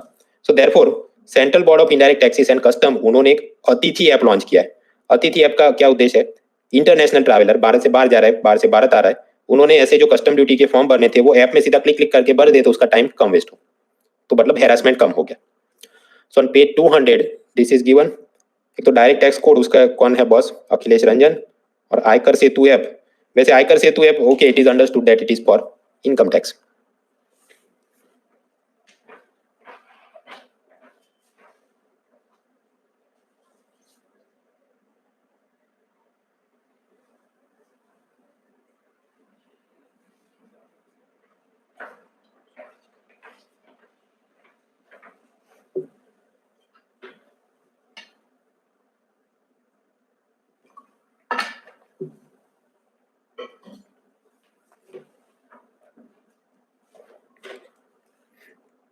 Ice dash Atithi app, one word association, कौन से ऑर्गेनाइजेशन ने लॉन्च किया है और ऑब्जेक्टिव क्या है? जैसे अतिथि ऐप में मैं एमसीक्यू बना सकता हूँ, मिनिस्ट्री ऑफ एक्सटर्नल अफेयर्स ने लॉन्च किया और इससे हमको वीजा मिलता है, तो तुकबाजी में बहुत सारे लोग हाँ अतिथि ऐप ऐसा ही होगा. No, this is not the case. Atithi is for custom duty and CBIC. मित्रों आजकल करते हमारे 200 पेजेस डबल सेंचुरी हो भी गई और कहीं सिलेबस कंप्लीट भी हो जाएगा, पता भी नहीं चलेगा. So be more careful and regular in your studies. कल संडे में मोदी सरकार ने बोला है जनता कर्फ्यू, बट वो जनता कर्फ्यू है, वो स्टडी कर्फ्यू नहीं है. तो जिनका पुराना पढ़ना रह गया वो सब कल कोप अप करो, कवर अप करो, ठीक है, फायदा उठाओ. अमेजोन के अंदर अगर आपको शॉपिंग में ऑर्डर प्लेस करते हैं तो एक बार आपने अपना एड्रेस दिया होगा, फिर नेक्स्ट टाइम शॉपिंग करते हैं तो वो प्री फिल्ड आपका एड्रेस, शिपिंग एड्रेस वो दे देता है. इसी लॉजिक को देखते हुए 2019 बजट में सरकार ने बोला कि हम सब लोगों के फाइनेंशियल डेटा बैंकों से, स्टॉक एक्सचेंज से, म्यूचुअल फंड, ईपीएफओ, एम्प्लॉयर ने जो आपका टीडीएस कट किया था वो सब एग्रीगेट करेंगे और आपने जो इनकम टैक्स रिटर्न यानी इनकम टैक्स का फॉर्म भरना था उसमें वो हम ही ऑटोमेटिकली ऐड कर देंगे. तो आपसे आपने लिख के you don't have to write anything like this much my salary, this much my investment, वो अपने आप फिलअप ही किया होगा. तो within some few minutes you can fill up the entire form. भरा हुआ फॉर्म ही आपको देख देंगे ताकि ज्यादा लिखना नहीं पड़े. जस्ट लाइक कि अमेजोन में अपना एड्रेस वो प्री फिल करके सेकंड टाइम दिखा देता है. So this will help in two ways. पहला, जो पर्सनल इनकम टैक्स पेयर है उनको चार्टर्ड अकाउंटेंट के पास जाके हर एक छोटी छोटी चीज, ये फॉर्म में क्या लिखूं वो लिखूं, वो पहले से फिलअप होगा. And second, there will be accuracy of reporting the income and paying taxes, क्योंकि गवर्नमेंट भी आपको डेटा दिखाएगी and then accordingly you will have to do the things. Bharat के अंदर 120 करोड़ से ज्यादा इंडियन के पास आधार कार्ड नंबर या यूआईडी नंबर है, लेकिन सब लोगों के पास पान कार्ड नहीं है. अगर आपने इनकम टैक्स पे करना था तो पहले पान कार्ड नंबर वाज कंपलसरी. तो सरकार ने ये कहा 2019 बजट में, सपोज आपके पास पान कार्ड नंबर नहीं, suppose you don't have this, तो भी आप जाके इनकम टैक्स फॉर्म भर सकते हैं. उसमें सिंपली आप अपना आधार नंबर लिख देना, simply quote your Aadhaar number to file the income tax return. उसके बाद इनकम टैक्स डिपार्टमेंट आपको आपका आधार नंबर देखकर नया पान कार्ड जनरेट कर देगा ऑन सुओ मोटो बेसिस, मतलब स्वयं से ही, आपने अप्लाई करने की भी जरूरत नहीं. एक बार इनकम टैक्स भरो यूजिंग आधार कार्ड नंबर तो आपका पान कार्ड नंबर हम बना के देंगे. यानी PAN card system is not discontinued, वो तो अभी है ही. और ये जीएसटी, पान कार्ड नंबर, यूआईडी नंबर, वो सब जीएसटी हैंडआउट में दिया है, so refer to that. If you have watch this movie Raid, Raid के अंदर एक करप्ट ऑफिसर था ललन. ललन सबसे ब्राइब लेता था और बदमाशी करता था. नाउ दैट इज पॉसिबल जब भी असेसी, असेसी मतलब जो टैक्स पेयर है, और इनकम टैक्स ऑफिसर ये ललन कुमार, उनके बीच अगर पर्सनल इंटरेक्शन होगा तो पर्सनल इंटरेक्शन, ये दो को हाथ मिला रहे, सो this is bad for two things. एक तो कोरोना वायरस टाइप ट्रांसफर हो जाएगा और दूसरा ललन को पता चल जाएगा तुम्हारा ये कैसे, तो फिर वो हैरास करेगा, ब्राइब मांगेगा. सो now government launch the reform जिसको बोला गया faceless assessment.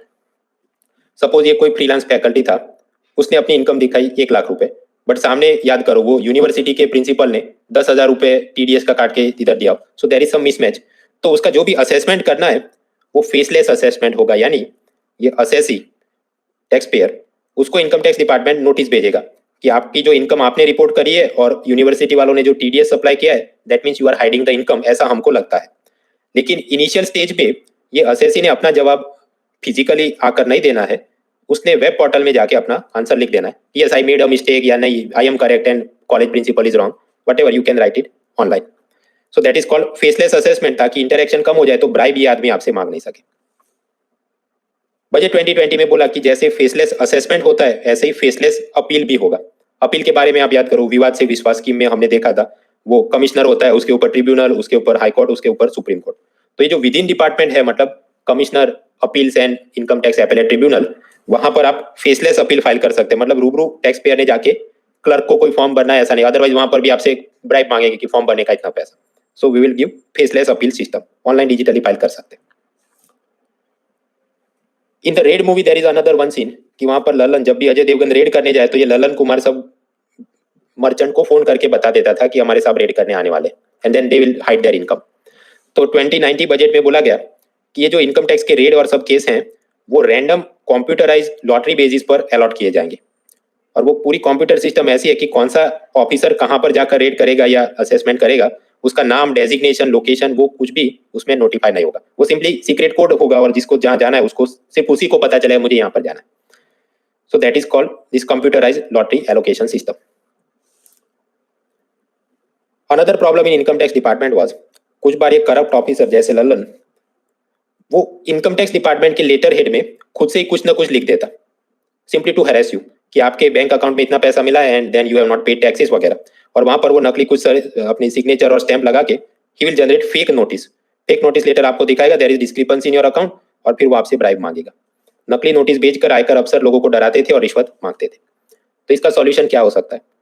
There should be some digital manner.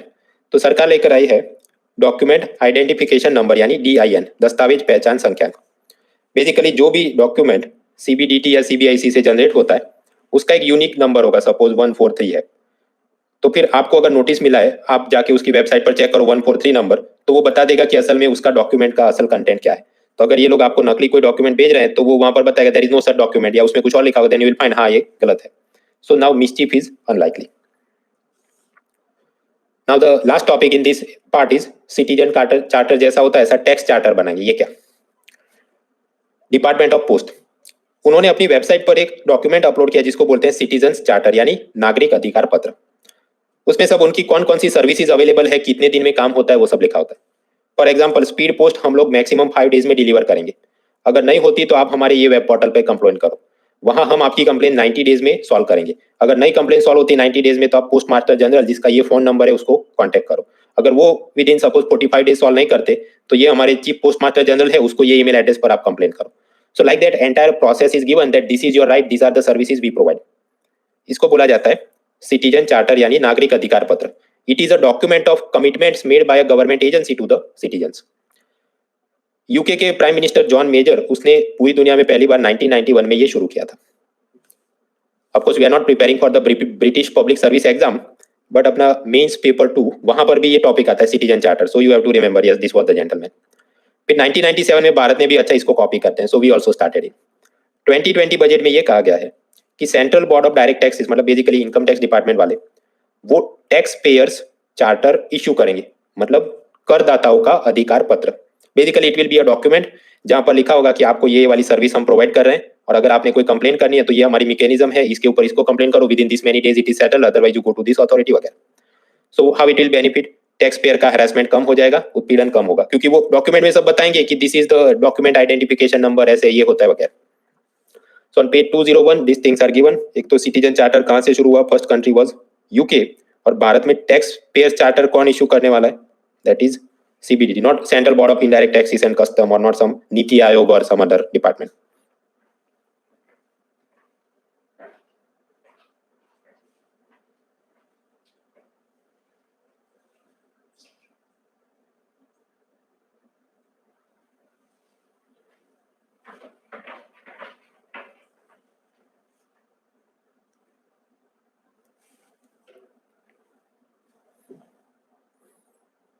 Bugle है, मतलब बजा बजा के बताएंगे कि ये आपका हक है और ये डॉक्यूमेंट है, that is tax payers charter. Now the next topic is some miscellaneous global treaties and agreement. वो पढ़ के हम लोग एक ब्रेक लेते हैं। So we are here tax avoidance, उसमें ये tax haven, hawala, round tripping, non resident, effective management, transfer pricing, GAAR, angel tax, वो देखा। टैक्स पेयर का हैरेसमेंट कम करने के लिए क्या है वो भी देखा। Now some miscellaneous global agreements.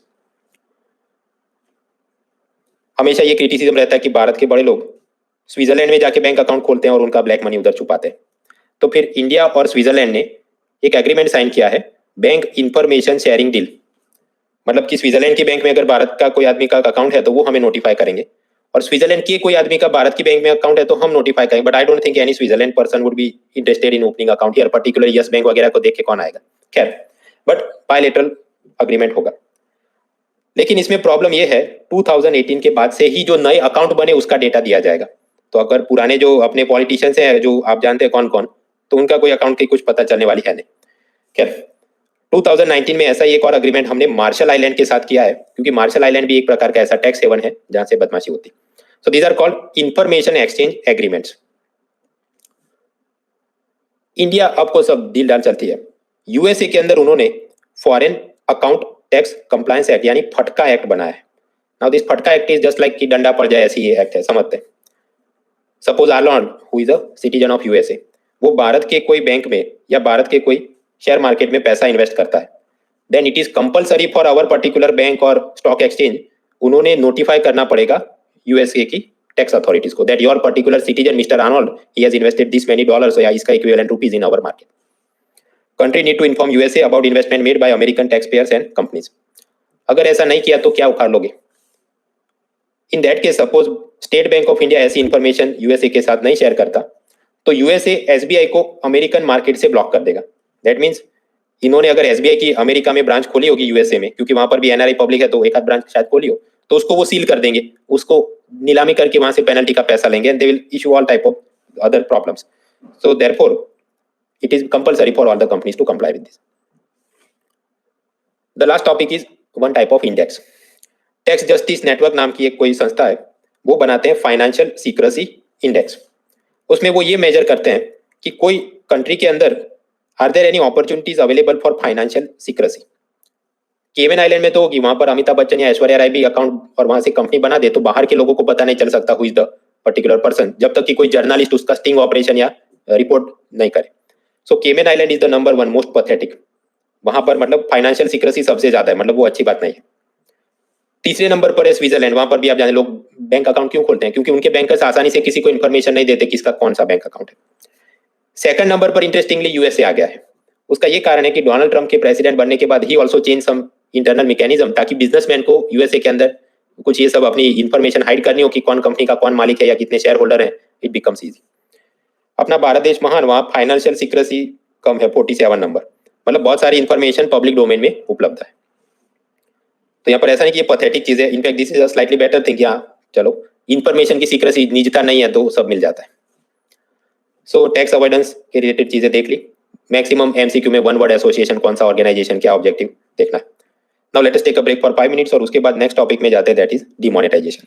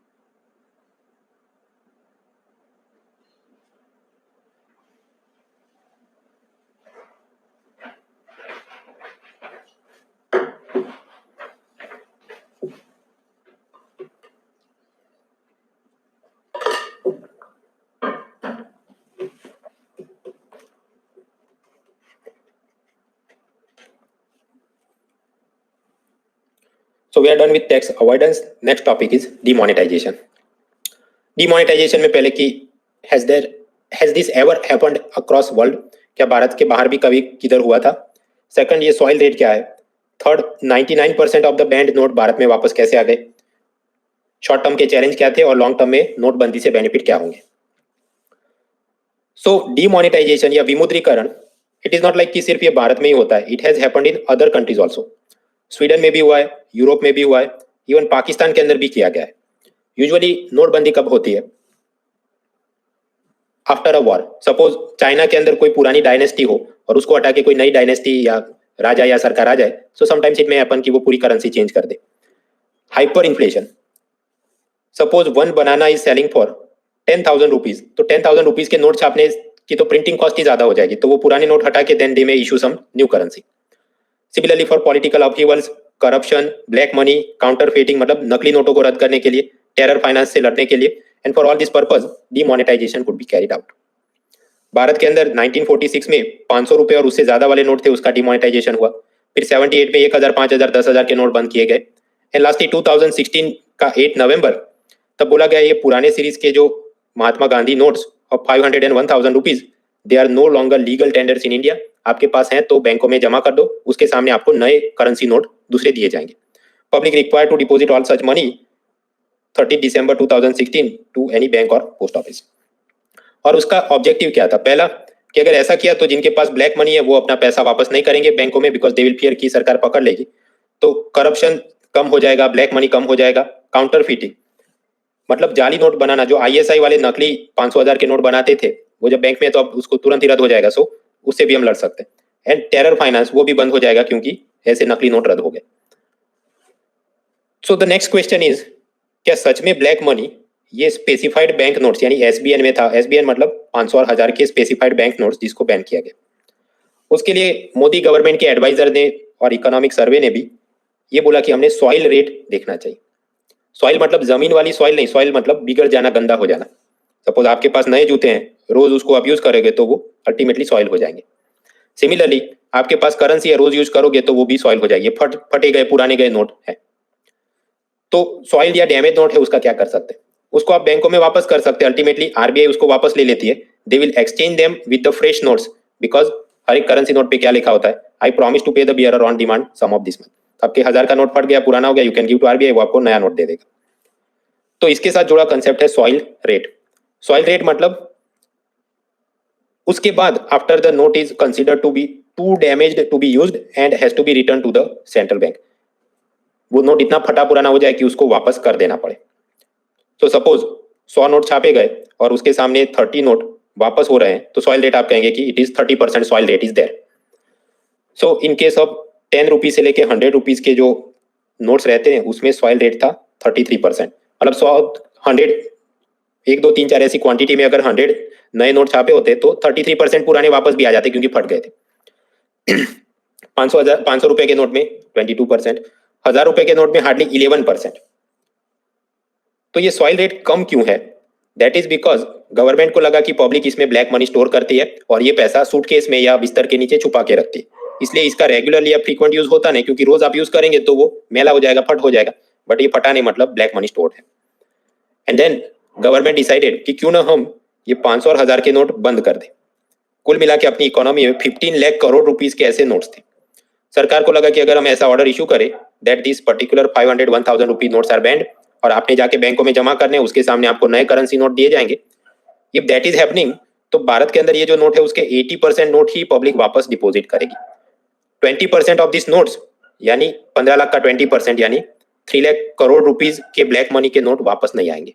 वापस इसलिए नहीं आएंगे क्योंकि डिसऑनेस्ट पर्सन को लगेगा कि मैं अगर बैंक में पैसा डिपॉजिट करूंगा तो मैंने तो कभी इनकम टैक्स भरा ही नहीं था और अब मेरे बैंक अकाउंट में पैसा जाएगा तो पैन कार्ड नंबर के साथ क्रॉस वेरीफाई करके इनकम टैक्स वाले रेड करेंगे. So he will not come back to deposit his money और ये इतना सब पुराना जो ब्लैक मनी था वो अपने आप डिस्ट्रॉय हो जाएगा. So that was the idea. But in reality जब गवर्नमेंट ने बोला ओके ये दिसंबर तक आपने पुराने नोट जमा करने हैं और पब्लिक ने सब नोट जमा किए, ultimately all those note went to RBI और RBI ने काउंट किया तो जितने ये 15 लाख करोड़ के नोट छापे थे उसमें से 99.3% नोट तो वापस आ गए. हार्डली 0.70% नोट ही वापस नहीं आए. मतलब 15 लाख का ये 15 लाख करोड़ के 0.70% मतलब हार्डली 10,720 करोड़ रुपए का ब्लैक मनी ही डिस्ट्रॉय हुआ। So that means two things, पहला या तो ब्लैक मनी हमने एस्टिमेट किया था उससे कम था, या दूसरा कि जिनके पास ब्लैक मनी था उन्होंने कुछ तिकड़म लगा के they also deposited all the money in the banks. So this second reason is more valid that people somehow found the ways to deposit the black money. आप याद करो, गरीब लोगों के बैंक अकाउंट खोले गए थे प्रधानमंत्री जनधन योजना, उसमें डीमोनेटाइजेशन से पहले अराउंड 45,000 करोड़ रुपए डिपॉजिट हुए थे, लेकिन डीमोनेटाइजेशन के बाद टोटल बैलेंस हो गया 87,000 crore rupees. So how this is possible? अचानक से ऑलमोस्ट 2 टाइम्स द गरीब लोगों के पास इतना कैसा पैसे आ सकता है? बिकॉज ये जो बिजनेसमैन थे उनके पास ब्लैक मनी में जो 500,000 के नोट थे वो उन्होंने अपने सर्वेंट, ड्राइवर, गार्डनर, माली उन सबके अकाउंट में जमा कर दी और उनको बोला उसके सामने नए नोट मिलेंगे, मुझे दे देना, I will pay you some commission. और कुछ केस में सपोज उसका सर्वेंट है तो उसको एडवांस में 12 महीने की सैलरी या लोन दे दिया कि जा भाई तू मौज कर, और फिर 12 महीने तूने काम करना होगा। आपको you may to start to wonder, sir लेकिन उसको दे दिया फिर वो वापस नहीं करेगा तो? भाई जिसके पास ब्लैक मनी है वो ऐसे बदमाश होते हैं, उनके पास हॉकी स्टिक और डंडा भी होता है, वापस तो कैसे नहीं करेगा, वो मारपीट के ले लेंगे। So like that they played some mischief. Second, आप जानते हैं कि ड्यूरिंग द डीमोनेटाइजेशन आपने पास you had to stand in the line और पैसा जमा करना था बैंकों में, और वो आप अपने बैंक अकाउंट में जमा करेंगे, उसके सामने आपको सपोज 2,000 के नए नोट मिलेंगे। बट कुछ बिजनेसमैन ऐसे थे जिन्होंने कुछ कमीशन एजेंट को पैसा दे दिया और फिर उन्होंने बैंक मैनेजर और बैंक क्लर्कों को पैसा दे दिया कमीशन में, और फिर सीधा इसको पुराने फटे नोट के सामने 2,000 का नया नोट दे दिया गया without any KYC, know your customer, कोई पान कार्ड नंबर कुछ नहीं, सीधा ही पैसा मिल गया। भारत के अंदर बहुत सारे कोऑपरेटिव बैंक है और वहां पर बहुत स्कैम होते हैं, याद करो Punjab Maharashtra cooperative bank. So that means वहां पर कुछ स्ट्रिक्ट मैकेनिज्म नहीं होगी। तो कुछ बिजनेसमैन ने अपना ब्लैक मनी वहां पर डिपॉजिट किया और फिर ऐसी नकली रिसिप्ट जनरेट करवाई कि ये पैसा मैंने 8 नवंबर 2016 से पहले बैंक में फिक्स डिपॉजिट के रूप में डिपॉजिट किया था। बिकॉज इनकम टैक्स डिपार्टमेंट जब चेक करेगा वो क्या चेक करेगा, 8 नवंबर के बाद कौन सा पैसा है, ब्लैक मनी वो होगा। तो इन लोगों ने नकली रिकॉर्ड ऐसे बना दिए कि ये तो पहले जमा किया था। कुछ बिजनेसमैन ने अपने ही बैंक अकाउंट में पैसा जमा किया बट वो कहीं से एग्रीकल्चर सेल की रिसीप्ट लेके आ गई, ये तो मैंने 1 क्विंटल गेहूं बेचे थे उसमें से इतना पैसा मिला, नाउ आई एम डिपॉजिटिंग। उससे फायदा क्या है? Even if income tax department notice भेजे तो ये बोलेगा एग्रीकल्चर इनकम है तो मैं 0% इनकम टैक्स पे करूंगा। एंड लास्टली कुछ ऐसे बिजनेसमैन थे जिन्होंने मंदिरों में, चैरिटेबल ट्रस्ट में पॉलिटिकल पार्टी को अपने ब्लैक नोट, ये बैंड नोट्स दे दिए और बोला आप अपने बैंक अकाउंट में डिपॉजिट करो क्योंकि इनके ऊपर तो 0% टैक्स लगता है। और फिर इनको बोला कि आपको जो नए करेंसी नोट मिले वो मुझे दे देना बाबा और मैं आपको X% कमीशन दे दूंगा। सो like that also they converted lot of money. So in the end क्या हम ये कह सकते हैं कि गवर्नमेंट की जो ये इच्छा थी कि 3 लाख करोड़ का ब्लैक मनी डिस्ट्रॉय हो जाएगा but hardly 10,000 crore he destroy हुए, तो क्या डिमोनेटाइजेशन एक फेल्ड एक्सपेरिमेंट है? द आंसर इज ऑफकोर्स लगता तो है बट इकोनॉमिक सर्वे ने बोला है कि नहीं वो फेल्ड एक्सपेरिमेंट नहीं है। एंड इंटरेस्टिंगली अब तक डिमोनेटाइजेशन का मीन्स में क्वेश्चन आया ही नहीं है and therefore we still have to focus okay ऐसा कुछ हुआ था, क्योंकि यूपीएससी की आदत है कुछ टॉपिक वो 2-3 साल के बाद पूछती। तो what we can say about this is नहीं, ये फेल्ड एक्सपेरिमेंट नहीं है बिकॉज जो गरीब लोगों के बैंक अकाउंट में पैसा जमा हुआ उनको मनी म्यूल, म्यूल मतलब खच्चर, खच्चर पे आप वजन ढो के ले जाते हैं, इनको मनी मूल के रूप में यूज करके बिजनेसमैन ने अपना पैसा जमा कर दिया। बट ऑफकोर्स बिजनेसमैन ने उसको भी थोड़ा बहुत कमीशन तो दिया होगा, तो थोड़ा उसका फायदा हो गया है। तो भले गवर्नमेंट को डायरेक्टली टैक्स का पैसा नहीं मिला बट गरीब आदमी को जो 100-200 रुपए उसमें कमाने को मिल गए। सेकंड, बिफोर डिमोनेटाइजेशन भारत के अंदर करीब 6 लाख करोड़ टैक्स में आते थे and after now days 12 lakh crore आ रहे हैं because number of PAN card registration, income tax, excise, VAT, GST वो सब में पहले से ज्यादा बढ़ा हुआ। दैट इज बिकॉज ये जितने भी व्यापारी थे और जो भी क्रूकेड पर्सन थे they have learn their lesson, उनको डर लगता है इसलिए अब ईमानदारी से वो चुकाते हैं। So tax collection has also increase and it shows that public ने अपना लेसन समझ लिया है। So okay how 99% note came back हमने देख लिया। अब लास्टली यहाँ पर की शॉर्ट टर्म चैलेंजेस और लॉन्ग टर्म बेनिफिट, डिमोनेटाइजेशन से कुछ प्रॉब्लम भी हुए थे और लॉन्ग टर्म में बेनिफिट भी होने वाले। लॉन्ग स्टोरी वो इकोनॉमिक सर्वे 2016-17 के अंदर आफ्टर प्रीलिम्स ओवर आप पढ़ लेना। बेसिक आइडिया ये है कि जब भी ये डिमोनेटाइजेशन किया तो बैंकों के पॉइंट ऑफ व्यू से सोचो, बैंकों के ऊपर बहुत चैलेंज आ गए, एडमिनिस्ट्रेटिव चैलेंज, इतने सारे लोगों के बैंकों में नोट चेंज करने थे, स्टाफ को बहुत बैठना पड़ा, गिनना पड़ा वगैरह। बट लॉन्ग टर्म बेनिफिट क्या है? बैंकों में डिपॉजिट की क्वांटिटी बढ़ी है और वो सारा पैसा वो आगे चल के लोन में घुमा सकते हैं और now because people are using the bank account तो लेस कैश इकोनॉमी प्रोत्साहन हो रही है और ये सब public credit card, debit card वो सब यूज करेगी तो उससे जो भी बैंक को थोड़ा थोड़ा कमीशन कमाने को मिलता है। रियल एस्टेट सेक्टर, मकानों के अंदर आफ्टर द डिमोनेटाइजेशन मकानों के सेल में थोड़ी कमी आ गई क्योंकि जिनके पास ब्लैक मनी होता था वो बहुत सारे मकान खरीद लेते थे, बट अब ब्लैक मनी डिस्ट्रॉय हो गया या बैंकों में लॉक हो गया, सो सेल कम हो गया। But in the long term benefit क्या है, क्योंकि मकानों का सेल कम हो गया तो मकानों के बिल्डर प्राइस भी कम करेंगे और मकानों के रेंट भी, किराए भी कम होने चाहिए, तो उससे माइग्रेंट वर्कर को बेनिफिट मिलेगा। ऐसा हाइपोथेटिकली सोचा जाता है, अदरवाइज नेशनल हाउसिंग बैंक उसने सब डेटा निकाला, पता चला ऐसा कुछ नहीं हुआ, अभी भी मकान तो महंगे की महंगी है। But in the long term कुछ होगा। शॉर्ट टर्म के अंदर इकोनॉमी में challenge, diamond polishing worker, farm labourer, micro small medium enterprise, ये सब ऐसे थे जहां पर अचानक से सब पैसा कैश में वो डीलिंग करते थे, बैंकों में लॉक जाना पड़ा। सो बहुत सारे लोगों को नौकरी से they could not do the business in proper manner and as a result there was a job loss. ये कोरोना वायरस जैसी प्रॉब्लम थी। Suppose now in corona virus आप देख सकते हैं कई सारे लोगों को डेली जो कुछ काम करते होंगे they are not finding work, so similar problem was there. But in the long term it will help. Demonetization के चलते लेस कैश इकोनॉमी बनती है, डिजिटाइजेशन होता है, बिजनेसमैन को जीएसटी रजिस्ट्रेशन नंबर लेना पड़ता है, उस पर सर्वेलेंस बढ़ता है, तो उसने जितने लोगों को नौकरी पे रखा है उसका ईपीएफओ ईएसआईसी का पैसा काट कर ईमानदारी से गवर्नमेंट में डिपॉजिट करना होगा and like that the formalization of economy will increase and it will help creating jobs वगैरह वगैरह। इकोनॉमिक ग्रोथ में टेम्पररी स्लो डाउन आई, बट सर्वे ने ऐसा बोला कि लॉन्ग टर्म में इंप्रूवमेंट होगा because of all this thing. But उसके बाद नए प्रॉब्लम्स आते हैं, तो फिर तो जीडीपी ग्रोथ रेट कम ही हो गया, जो हम फोर्थ पिलर में देखेंगे। So some basic idea is required for demonetization, क्योंकि मेंस में अभी तक इसका क्वेश्चन नहीं पूछा, so until they ask it you have to, कि वो कहीं पर परेशान कर सकता है। एट द सेम टाइम ये डिमोनेटाइजेशन आप समझ सकते हैं कि सपोज 8 नवंबर को हुआ, तो हर साल जैसे कि उसकी एनिवर्सरी है, ये जैसे कि जापान में न्यूक्लियर बॉम्ब फोड़ा था, इधर ये हुआ था, so people will remember that और न्यूज़पेपर वाले उसकी कॉलम लिखते रहते हैं। इवन इन 2019 रिपोर्ट चलता रहा, 5 million men lost their job after demonetization says something।